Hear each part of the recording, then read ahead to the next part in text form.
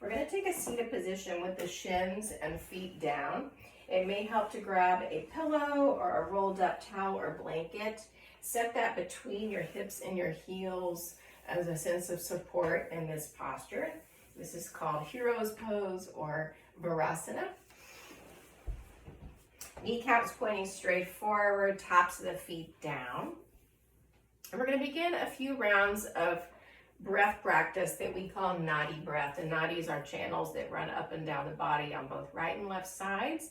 And as we will soon segue into some asymmetrical work in the body, working with the right side versus the left side, we can start to cultivate that awareness of those channels with this breath practice. So in our seated posture, you'll be working with your thumb, and that will rest to your right nostril. Your ring finger, which will rest to the top of the left nostril. And then we have the pointer finger and middle finger that will just rest to the bridge of the nose.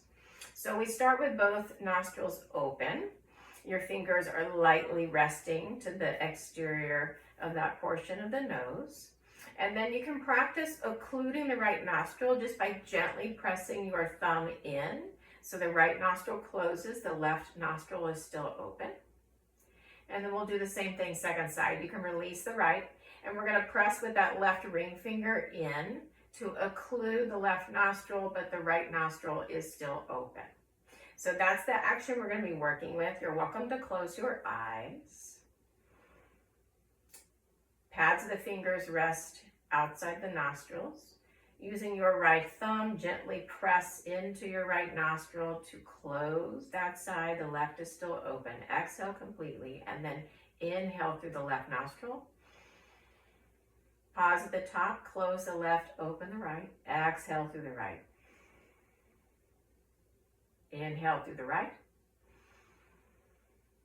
Pause at the top, close the right, open the left. Exhale through the left. Inhale through the left. Close the left, open the right. Exhale through the right. Inhale through the right. Close the right, open the left. Exhale through the left. Inhale through the left. Exhale through the right. Inhale through the right. Exhale to the left. Inhale to the left. Exhale to the right. Inhale to the right. Exhale to the left. Inhale to the left. Exhale to the right. Inhale to the right. Exhale to the left.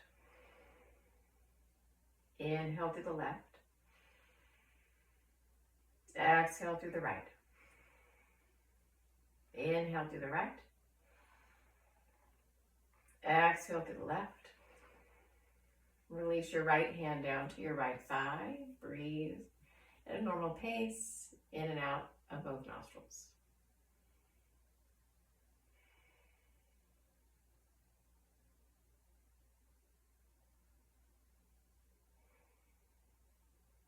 A few more rounds of breath like this.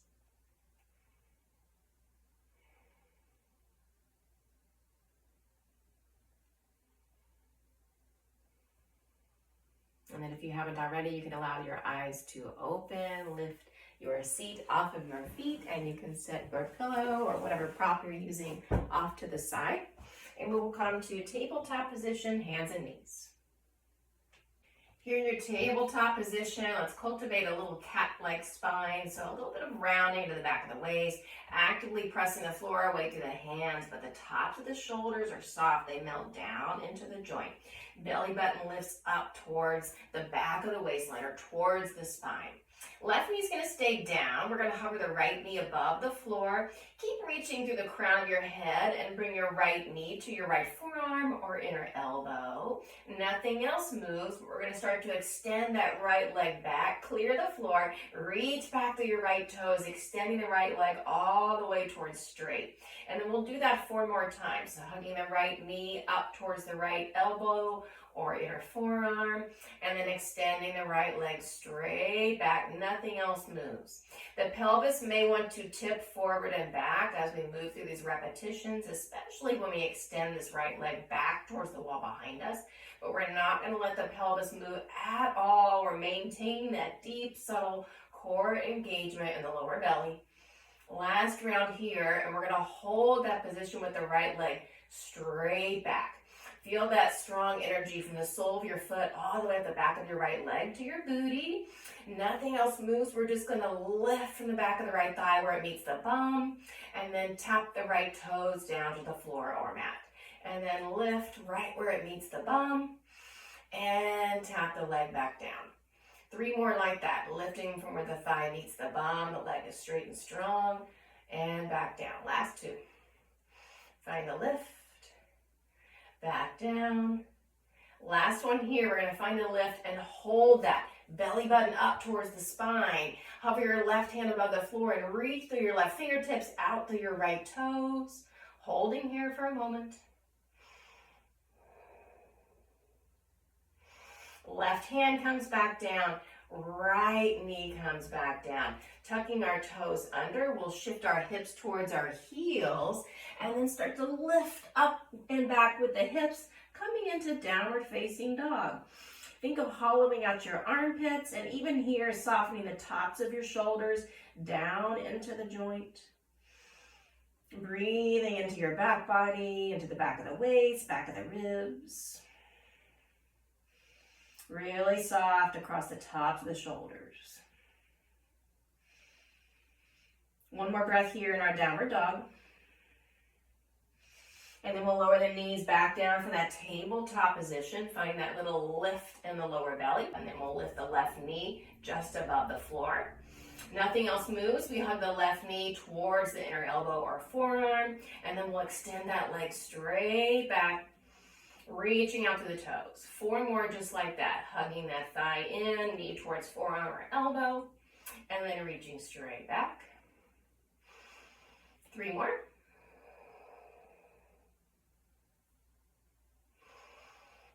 All the while we're reaching to the crown of the head, the tops of the shoulders are soft. So think tops of the shoulders just melting away down into the joint. Last round here.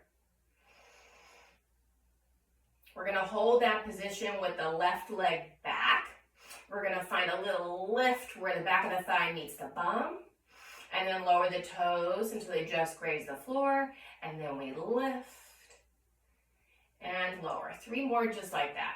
Long, strong leg. Energy from the sole of the foot all the way up to the booty. Last 2. We're going to find the lift and hold. Reconnect that sense of lifting the belly button up to the spine, and then send the right arm forward, reaching out through the fingers and the toes.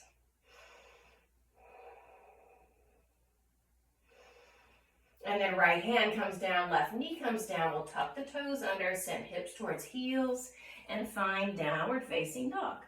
And then for our down dog, we're going to take our feet back just a couple of inches and put a little bend in the knees if we don't have one already. We're going to press forward from the feet, coming into plank pose, top of a push-up. Belly lifts up towards the back of the waist. Holding here. We're going to lift the belly up towards the back of the waist so much we start to fold ourselves in half. And then we can shift back into that longer version of our downward facing dog. We'll do that 2 more times. Starting with a little bend into the knees, we're going to press forward to plank pose, top of a push-up. Belly is lifting up towards spine. And then we'll lift so much that we fold ourselves in half, shift back, downward facing dog. 1 more time like that. A little bend in the knees, press forward to your plank pose, hold for a beat there. Start to really lift that belly button up towards the back of the spine, downward facing dog.